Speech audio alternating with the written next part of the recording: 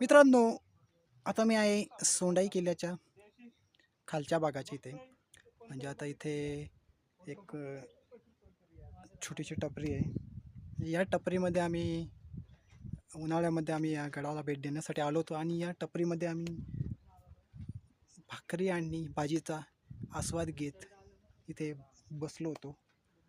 आणि इथे एकदम शांतता आहे. बघा, इथे कोणच नाही आहे. आम्ही आता फक्त इथेच आहेत आणि उन्हाळ्यामध्ये इथेच आम्ही बसून निसर्गाचा आस्वादात, निसर्गाच्या सानिध्यात इथे आम्ही भाकरी आणि भाजीचा आस्वाद घेत इथे आम्ही बसलो होतो. आणि त्याच ठिकाणी आम्ही आता पावसाळ्यामध्ये आलो आहोत. आता पाऊस वगैरे काय पडत नाही आहे, सो त्याच्यामुळे आम्ही आता इथून घरी चाललो आहोत. वरती सोंडाई मातेचं दर्शन वगैरे घेतलेलं आहे.